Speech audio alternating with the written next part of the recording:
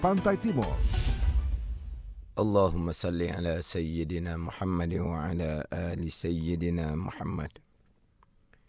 Assalamualaikum warahmatullahi wabarakatuh.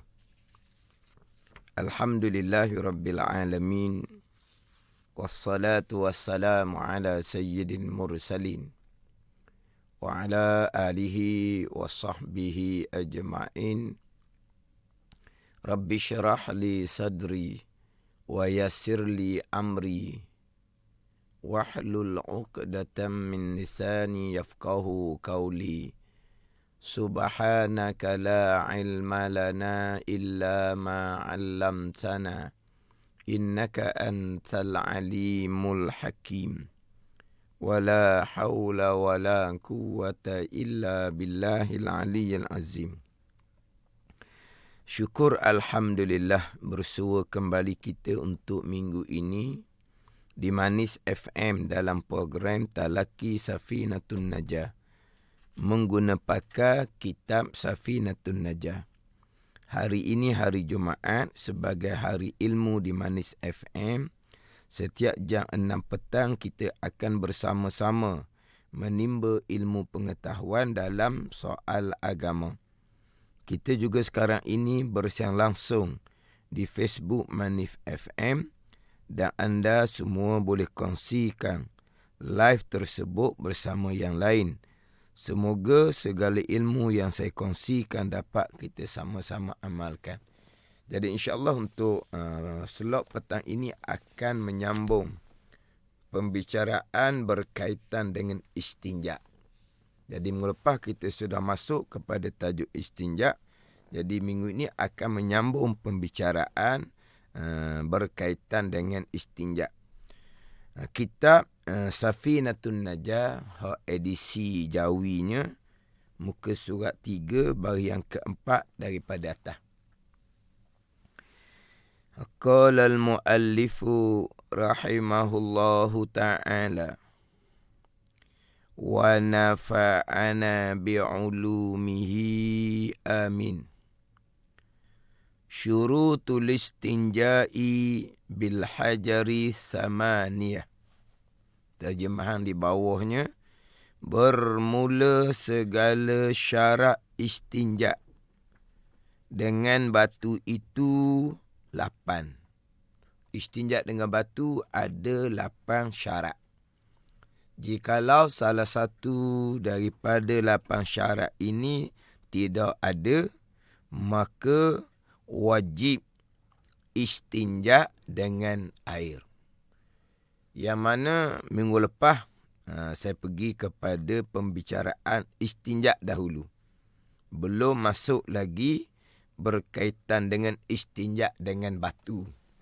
Istinja dengan batu dan juga yang dihukumkan seperti batu, iaitu tiap-tiap benda yang kasar, benda yang keras, yang suci, yang kolek, yang boleh menghilangkan air najis. Kalau sekarang tisu. Di tisu ke, kertas ke, kain ke, daun kayu ke, tiap-tiap benda yang kasar dihukumkan seperti batu. Kalau kata kain pula, bukan kain yang licin. Sebab kain ni ada kain yang licin, kain yang kasar lah. Kalau kata kertas yang kasar lah. Ada kertas yang licin. Umpama kertas pembalut buku tu lah. Dia ada sebelahnya kasar, sebelahnya licin. Syaratnya dengan menggunakan hak kasar. Kertas yang kasar. Daun kayu pun boleh. Cuma kita mudah cerita sekarang ni tisu. Mudah cerita sebut tisu. Bukan hanya semata-mata tisu. Kertas, kain, daun kayu ke apa ke, yang keras, yang suci, yang boleh menghilangkan air najis, boleh digunakan untuk istinja. Kemudian istinja ni, sebagaimana saya sebut minggu lepas lah, kitab idaman penuntut ni sedang pelengah maklumi lah. Kitab yang kecil sahaja. Jadi pembicaraan pun ringkas. Jadi saya ambil kitab Safinatun Najah ini untuk ambil sebagai tapok. Ambil tajuk-tajuk, kemudian perlu kepada huraian yang lebih panjang. Jadi nak masuk pada tajuk istinja dengan batu ni, bicara istinja terlebih dahulu.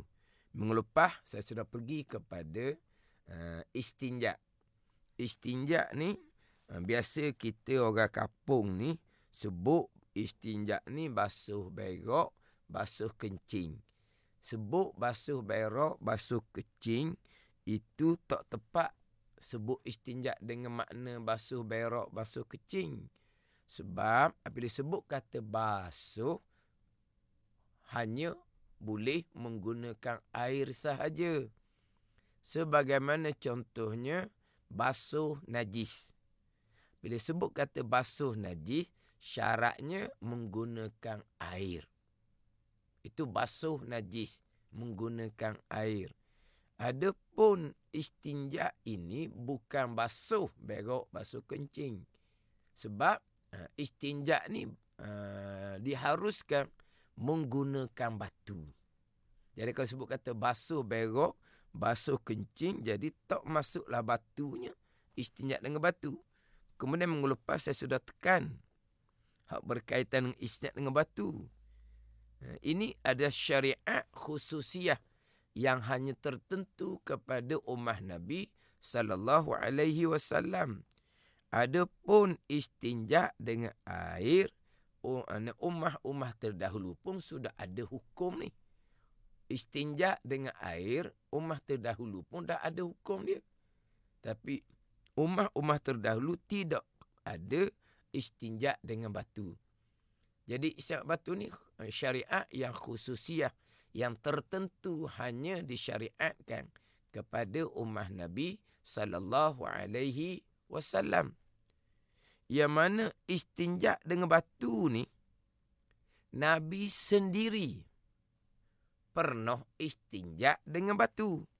Hadis yang diriwayatkan oleh Imam Bukhari.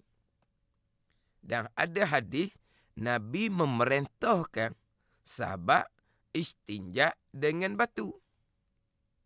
Ada hadis Nabi memerintahkan sahabat istinja dengan 3 batu. Wal yastanji bisalasati ahjar, itu perintah Nabi.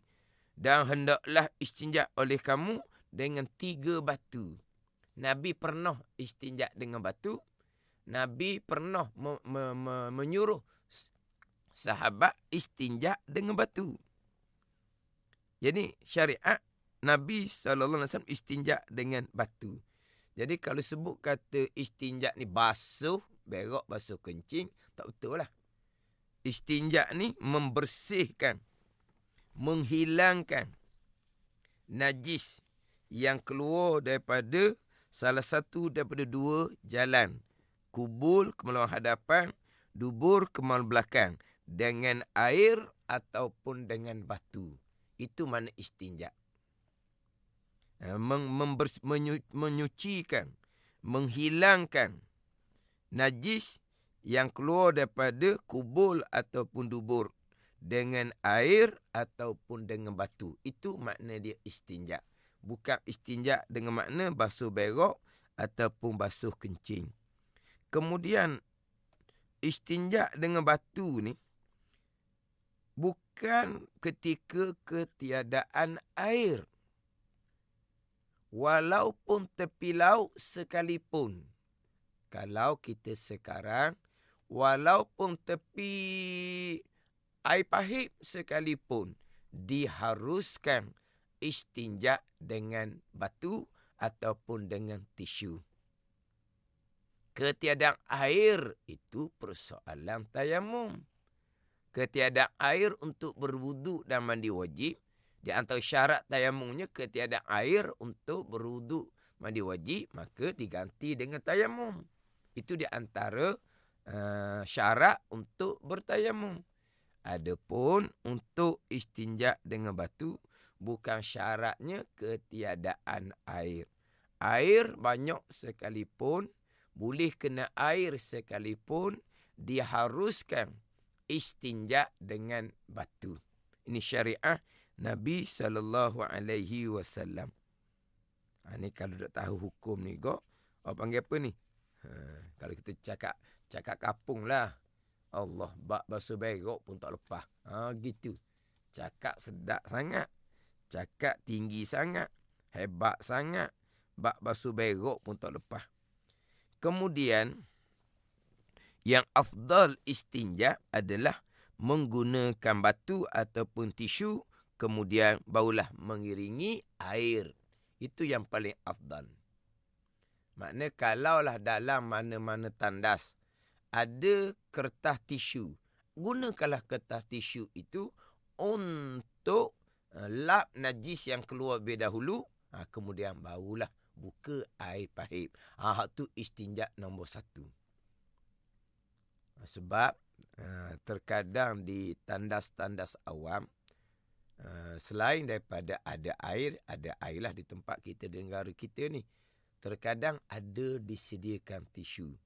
Jadi kita ambil tisu untuk sapu najis yang keluar daripada 2 jalan, kemudian barulah kita buka air pahit. Itulah cara istinja yang paling afdal. Barulah hak nombor 2-nya menggunakan air sahaja. Barulah nombor 3-nya menggunakan batu sahaja. Sebab menggunakan air ini dia asal. Air ni asal, batu ni hak kemudian. Jadi menggunakan air ni dia boleh menghilangkan air najis serta kesan-kesan ataupun sifat-sifat najis. Kalau menggunakan batu ataupun tisu, dia hanya boleh menghilangkan air najis. Kesan, sifat-sifat ni tak hilang. Maka afdal menggunakan air daripada menggunakan batu ataupun tisu. Tetapi ada situasi keadaan afdal kita menggunakan batu ataupun tisu daripada air jikalau kita merasakan di hati kita seperti tak selesa.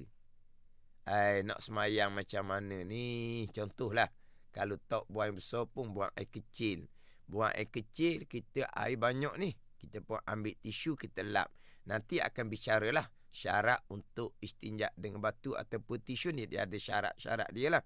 Lepas istinja dengan batu ataupun tisu, selepas daripada buang air kecil contohnya, kita rasa macam tak selesa nak pakai seluar, tak selesa nak pakai kain untuk sembahyang. Kalau hati kita seumpama tu, maka ketika itu afdal, aula, utama kita menggunakan batu ataupun tisu daripada menggunakan air, kerana untuk mengajar nafsu kita. Syarak kata okeylah kitanya. Kenapa kita rasa macam tidak selesa dengan hukum syarak? Bahkan Nabi pernah istinja dengan batu. Nabi pernah istinja dengan batu. Hati ingat baik. Ada ni.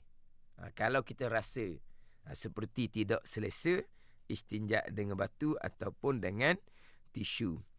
Bahkan terkadang apabila ketiadaan air, maka wajib istinja dengan batu ataupun tisu.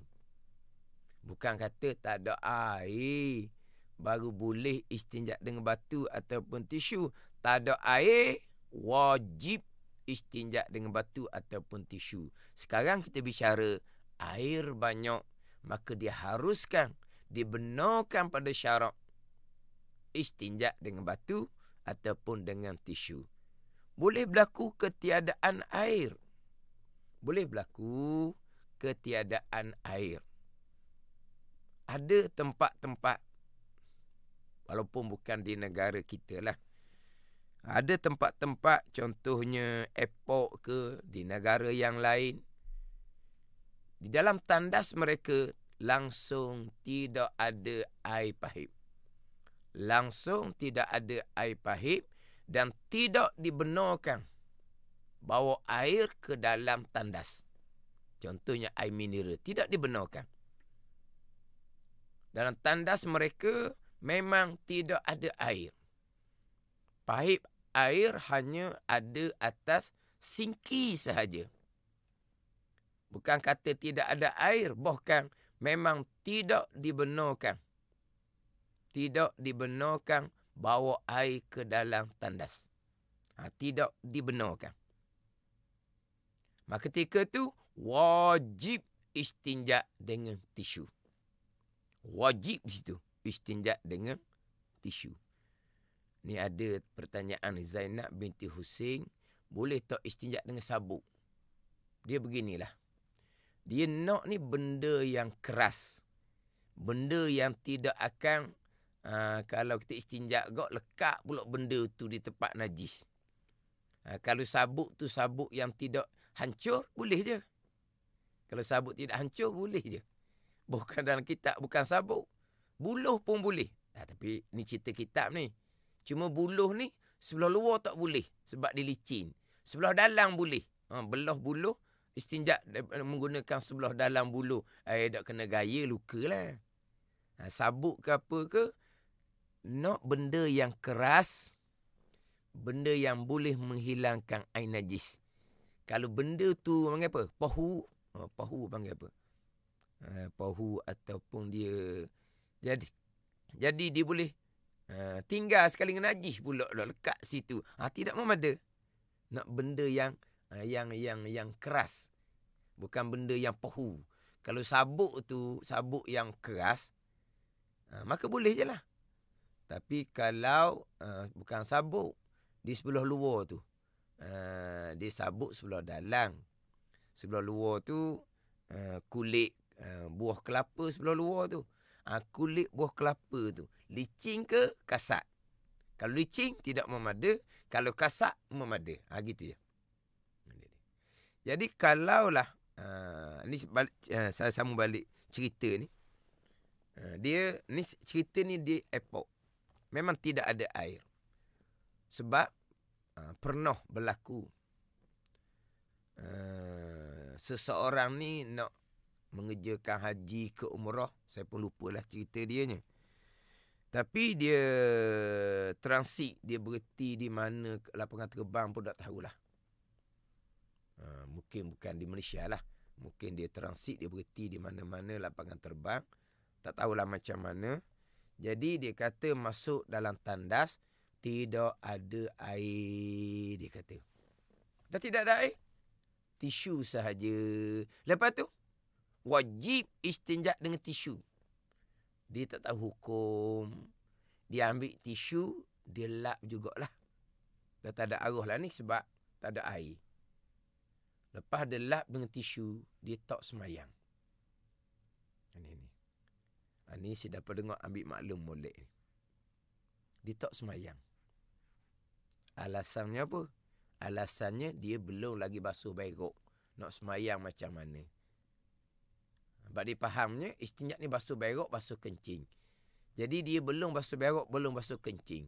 Nak semayang macam mana? Walhal istinja dengan tisu tu sudah memada untuk sah semayang. Istinja dengan tisu tu sudah memada untuk sah semayang. Dia sapu juga dengan tisu tu. Sebab air tak ada. Nasib baik juga tidak pergi naik atas singki tu. Tungging punggung atas singki. Buka air pahit singki. Basuh berok situ. Warna gamuk. Maknanya dia menggunakan tisu juga. Tapi dia tak semayang dengan alasan belum basuh berok, dia kata. Ni. Airport mana? Wallahu'alam lah. Dia nak pergi Mekah ni. Haji ke, umrah ke, wallahu'alam. Saya lupa cerita dia tu. Mana apa ni? Tak tahu hukum. Ketika tu, wajib menggunakan tisu. Istinja dengan tisu tu sudah memada. Air tak ada ni, wajib istinja dengan tisu. Air banyak, harus istinja dengan tisu. Tiba-tiba, guna tisu juga. Tapi tak semayang. Nak pergi Mekah, tapi tak semayang. Nak kira macam mana tu? Fardu takdir. Ini bicara bab semayang. Bicara bab semayang. Kita boleh rejak. Fardu takdir. Air tidak ada. Batu ataupun tisu tidak ada. Tidak ada. Air tidak ada. Batu ataupun tisu tidak ada. Ni ada komen ni. Hamidah Abu Cik komen. Ya Ustaz, jelas berlaku semasa di luar negeri. Kabodoh suruh istinja. Tapi tak ramah tak embuh. Cari botol masing-masing nak basuh. Dia tak embuh juga. Istinja dengan tisu tak embuh. Dia cari botol juga. Hak ni saya dengar ceritanya, memang tidak dibenarkan bawa air ke dalam tandas. Kalau boleh bawa air, mungkin bawa air mineral tu mungkin. Tapi tidak dibenarkan. Sidang pendengar maklumilah. Saya dalam konti Money FM ni, hak ada dalam komen FB ni memang saya depan saya ni. Yang saya mengajar di Masjid Surau, hak tu saya tak tengok FB. Sebab tu kadang-kadang yang mengikuti live FB Masjid Surau, dia buat pertanyaan, kenapa Ustaz tak jawab? Saya tak tengok FB. Hak di Masjid Surau kuliah saya tu. Adapun di konti Money FM ni, memanglah hak komen ke, ataupun buat ada pertanyaan ke, memang depan mata saya ni. Jadi hak FB Money FM ni depan mata saya. Jadi kalau sidang pendengar ada apa-apa persoalan, bolehlah tulis. Ada apa-apa maklumat tambahan, boleh juga sertakan. Boleh juga sertakan. Ni. Ni ada komen orang Rahayu Mak Isuk komen, benda tak biasa buat. Tak ambuh, tambah pula tak ada ilmu. Ia tak yakin istinja selain air. Benda tak biasa buat. Tapi kalau kita ada ilmu, tak biasa istinja dengan tisu. Air ada, afdal menggunakan air. Tapi kalau ada ilmu, air tak ada. Bukan afdal menggunakan tisu. Wajib istinja dengan tisu. Dan sembahyangnya sudah melengkapi syarat untuk sos sembahyang. Taharah tu. Pada ni. Saya balik semula tadi, bab sembahyang. Fardu takdir. Selepas qada hajah. Selepas qada hajah. Air tidak ada. Tisu dan seumpamanya pun tidak ada. Macam mana? Buatlah masalah. Ni. Kalaulah di dalam hutang, pasti ada daun kayu. Tapi buat masalah jalan ni, saya fikirlah. Air tidak ada. Batu, umpama batu, daun kayu pun tidak ada. Tisu tidak ada. Kertas tidak ada. Fardu takdir seumpama tu. Tetap kekal kewajipan sembahyang. Tak boleh tinggal sembahyang. Ini sudah sapu dengan tisu dah. Perjalanan nak ke Mekah. Tiba-tiba dok sembahyang dengan alasan belum istinja. Ini memang betul-betul tidak istinja. Ini masalah sembahyang. Memang betul-betul tidak istinja. Sebab air tidak ada. Batu dan umpamanya pun tidak ada. Memang betul-betul belum istinja. Kekal kewajipan sembahyang. Bila masuk waktu, cuma sembahyang itu wajib diulangi kembali dalam mazhab Syafi'i kita. Ini betul-betul belum istinja. Kewajipan sembahyang kekal. Tambahan pula, sudah istinja. Sudah istinja dengan tisu. Tiba-tiba dia tidak memada. Tiba-tiba dia tidak sembahyang. Dia tidak sembahyang. Ni. Walau ketika tu wajib istinja dengan tisu dan sudah memada. Dia memang setengah-setengah tempat. Ni saya pernah jumpa ni. Memang tidak ada air dalam tandas. Memang tidak ada air dalam tandas. Sebab apa? Sebab untuk memastikan tandas bersih. Untuk memastikan tandas bersih. Sebab tempat yang saya jumpa hot tandas yang memang tidak ada air, tandas tu cukup bersih. Tandas tu cukup bersih.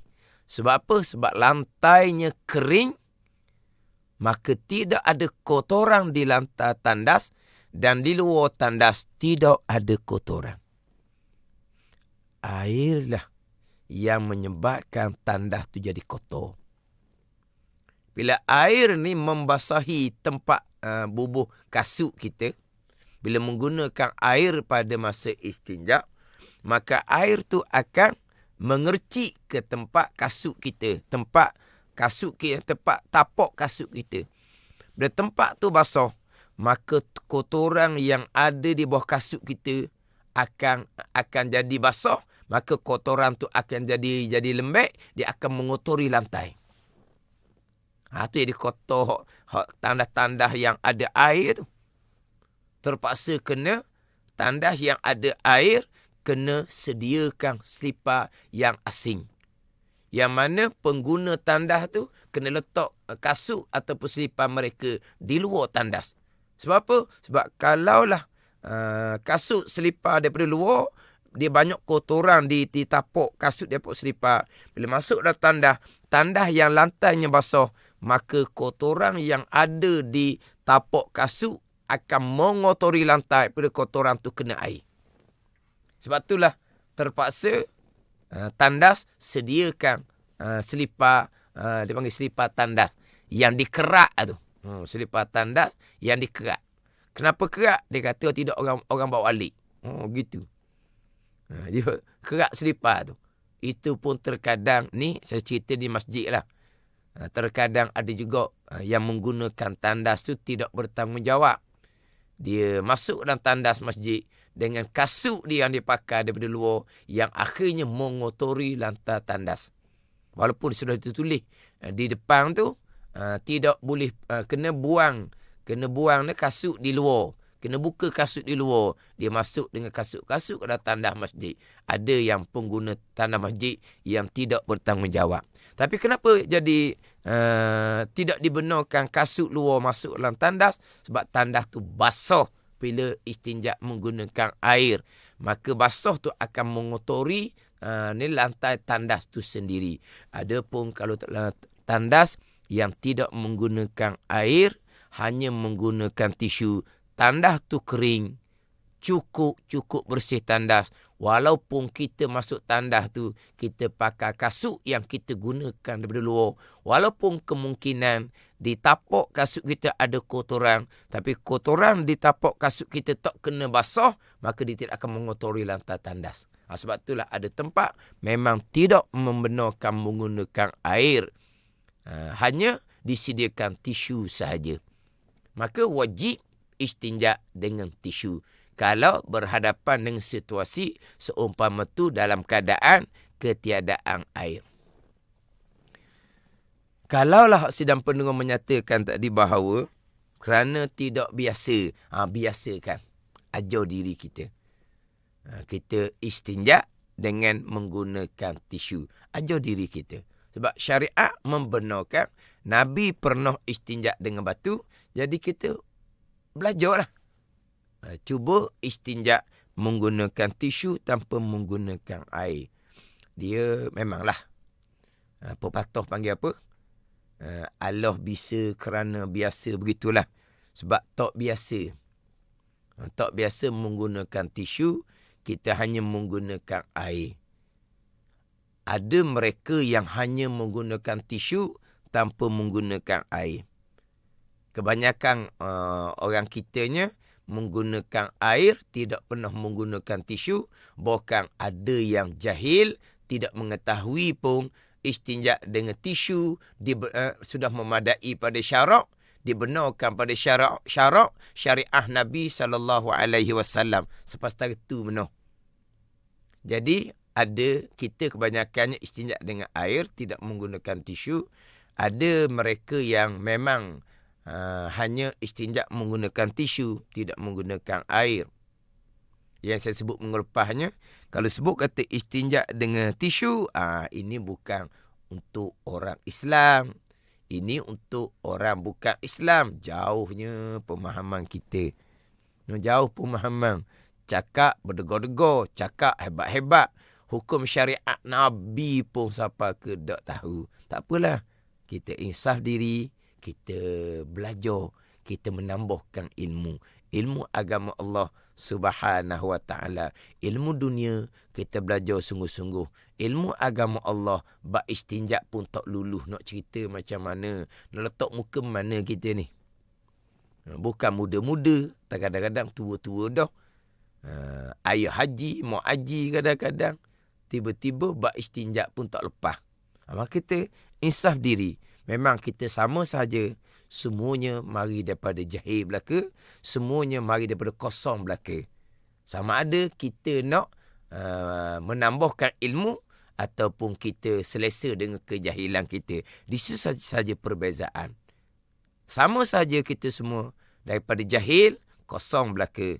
Cuma yang bezanya sama ada kita nak menambahkan ilmu ataupun nak mengekali dalam keadaan jahil, yang mana terkadang merasakan sudah pandai walahal sebenarnya tak pandai, dipanggil jahil murakkab. Soalan Rasulullah Muhammad tu kalau kencing tu melalih kena punggung boleh istinjak. Itu nanti kita akan bicara berkaitan dengan syarat untuk boleh istinjak ke tak. Istinjak dengan batu lah ni. Istinjak dengan air boleh je. Siapa ke punggung, siapa ke betih, ke kaki. Kalau istinjak dengan air okey je. Ini kalau dengan batu nanti dia akan bicara hak berkaitan istinjak dengan batu. Jadi kita balik semula. Kita memang istinjak dengan air. Tak pernah menggunakan tisu, kita akan rasa macam tak selesa. Ada mereka yang istinjak dengan tisu, tidak pernah menggunakan air. Kita ni pula kata kepada mereka yang istinjak dengan tisu tanpa menggunakan air, macam manalah mereka pakai seluar di tempat tu tak basuh. Tu kata kita. Apa pula kata mereka yang istinjak dengan tisu yang tidak menggunakan air? Tidak menggunakan air macam mana pula? Ini. Kata kita yang kebanyakannya istinjak dengan air. Walaupun istinjak dengan air itu bukan yang paling afdal. Itu nombor 2. Yang paling afdalnya istinjak dengan tisu dahulu barulah menggunakan air. Nombor 2 menggunakan air saja. Nombor 3 menggunakan tisu sahaja. Kita menggunakan air sahaja. Nombor 2 bukan nombor 1. Bukan paling afdal. Jadi kita yang menggunakan air ni akan muskil tertanya-tanya. Macam mana orang istinjak dengan tisu? Syarat memada ni. Dia pakai seluar, dia rasa macam mana? Tak rasa ke di tempat tu? Ni pertanyaan mereka yang istinjak dengan air. Kita tidak menyadari bahawa mereka yang istinjak dengan tisu yang tidak pernah menggunakan air, mereka pun timbul pertanyaan juga. Sebab mereka ni akan istinjak dengan air apabila lepas istinjak mereka mandi. Kalau mandi, sebelum mandi, qada hajah, mereka akan istinjak dengan air. Kalau mereka qada hajah, kemudian lepas daripada itu tidak mandi, mereka akan istinjak dengan tisu. Mereka pun ada muskil juga. Ada pertanyaan juga kepada kita ni umpamanya yang istinjak dengan air. Apa pertanyaan mereka? Kita yang menggunakan air ni, macam mana orang yang menggunakan tisu pakai seluar? Tak rasa melekit ke contoh? Mereka yang menggunakan tisu ada pertanyaan juga. Macam mana kamu menggunakan air? Menggunakan air.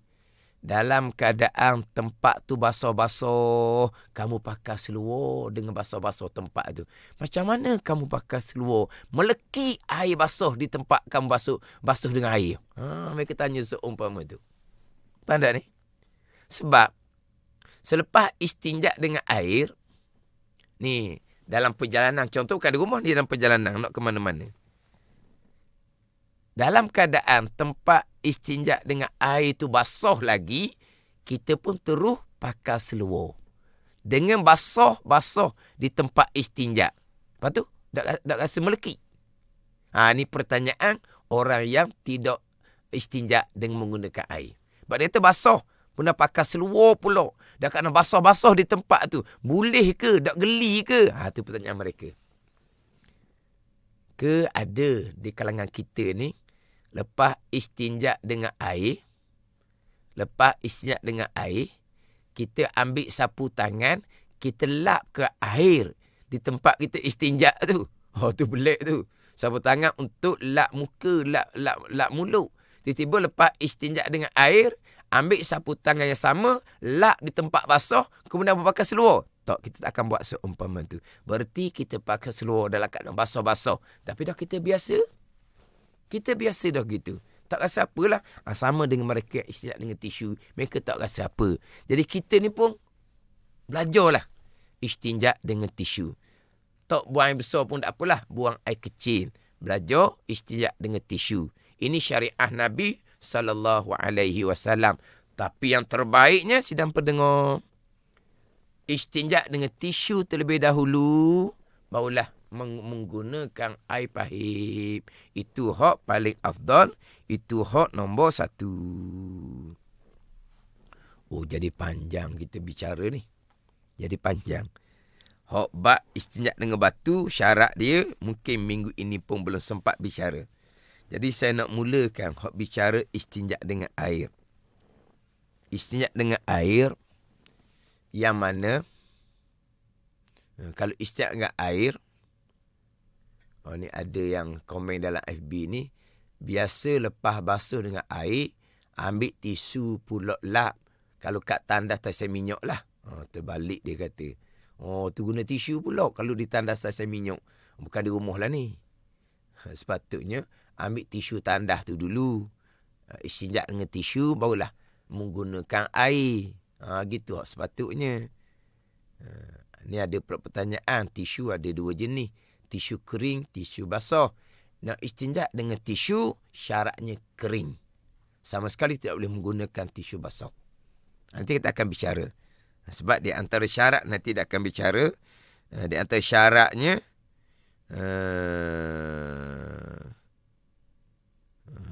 bahawa tidak basah. Sama ada tempat istinja tu tidak ni. Nanti saya akan bicara. Di antaranya, kalau batu contohnya, jangan batu yang basah. Jangan batu yang basah. Adapun tisu yang basah, itu tidak memada. Tidak memada untuk pembicaraan istinja kita ni. Tetapi terkadang menggunakan tisu basah ketika istinja mereka yang terlantar. Itu kita akan bicara lain. Pandai ni. Kita bicara sekarang tak ada sebarang keuzuran. Sehat molek-molek ada. Nak istinja dengan tisu, syarat tisu kering. Tidak memada sama sekali menggunakan tisu basah. Adapun dalam keadaan terlantar, contohnya, qada hajah dalam pamper. Ada menggunakan tisu basah, yang mana tisu basah tu ada bercampur dengan sabun, ada bercampur dengan obat yang boleh mematikan kuman. Tu kita akan bicara lain tu. Sebab itu lain pembicaraan tu. Sebab itu berkaitan dengan orang yang terlantar, yang tidak dapat menggunakan air untuk istinja, dan orang yang qada hajah dalam pamper memang tidak memada istinja dengan tisu. Sebab najisnya sudah merata, bukan najis hanya berada di tempat keluar najis saja. Tu insya-Allah nanti saya akan buat catatan molek, tanda molek untuk membicarakan kemudian macam mana nak istinja kepada pesakit yang terlantar, yang qada hajah dalam pamper, yang mana dalam keadaan tidak boleh nak guna air. Di hospital contohnya, maka orang yang dalam qada hajah dalam pamper ni memang tidak boleh istinja dengan tisu. Tak boleh.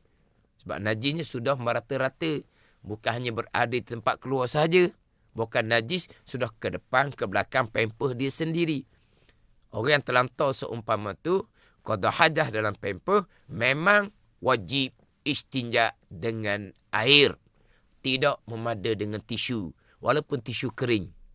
Tetapi macam mana dan kan darurah seumpama tu, di antara kaedah yang digunakan adalah istinja dengan tisu yang basah, yang ada sabun, yang ada obat yang boleh mematikan kuman. Itu insya-Allah kita akan bicara kemudian.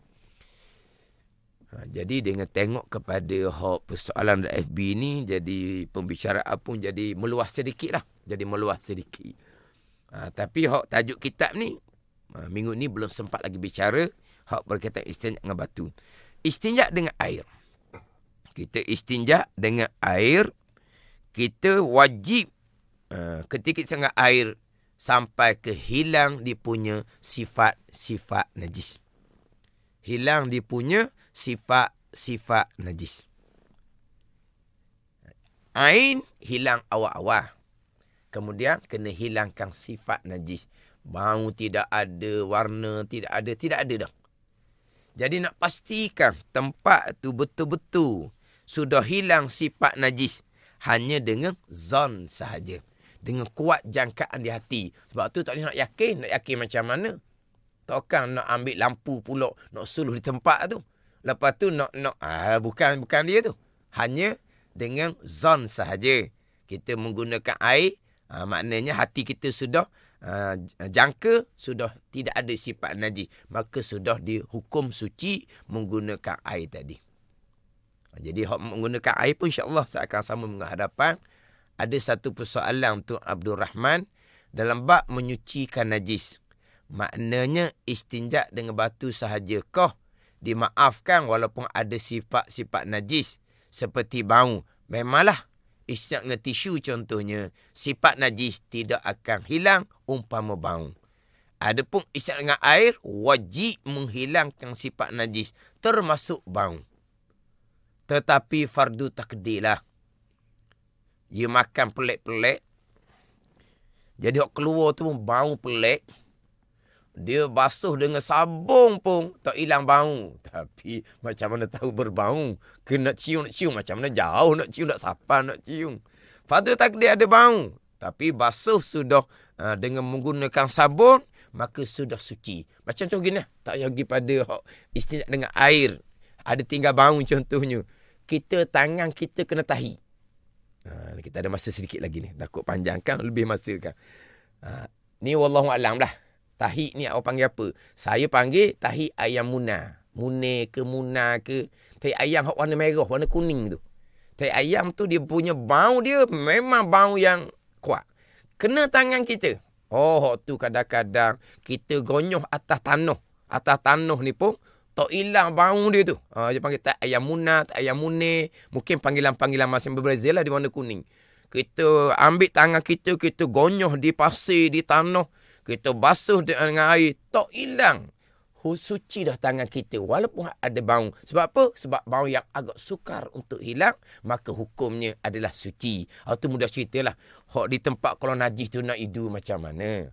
Mana di tempat tu hanya kuat jangkaan di hati suci, berarti sudah dihukumkan suci. Jadi berkaitan dengan istinja dengan batu, insya-Allah nak ambil cara, dan istinja dengan air pun insya-Allah minggu hadapan saya akan sambung pembicaraan istinja dengan air terlebih dahulu. Boleh insya-Allah akan sambung pada pembicaraan berkaitan dengan istinja dengan tisu. Ni ada kata ni tai ayam mone lah, muna lah, busuk tu lah. Tengok orang Terengganu, orang luar mungkin cakap dengan sebutan lain, wallahu alam lah. Tak ayam saya panggil, tak ayam muna, tak ayam mune gitulah. Dia busuk. Jadi menyebabkan kadang-kadang kita basuh tangan kita, bau tak hilang. Walaupun kita sudah menggunakan sabun, maka di tempat tu sudah dihukumkan suci. Wallahu a'lam. Bismillahirrahmanirrahim. Alhamdulillahirabbil alamin. Wassalatu wassalamu ala sayyidil mursalin. Wa ala alihi wa sahbihi ajma'in. Allahumma aftah alaina futuhal arifin. Allahumma allimna ilma akdamin. Wa fahimna famas sabikin. Warzuqna ruqat talibin. Allahumma zidna ilman wa alhiqna bis salihin. Wa sallallahu ala sayyidina Muhammadin wa ala alihi wa sahbihi wa sallam. Walhamdulillahi rabbil alamin. Wassalamualaikum warahmatullahi wabarakatuh.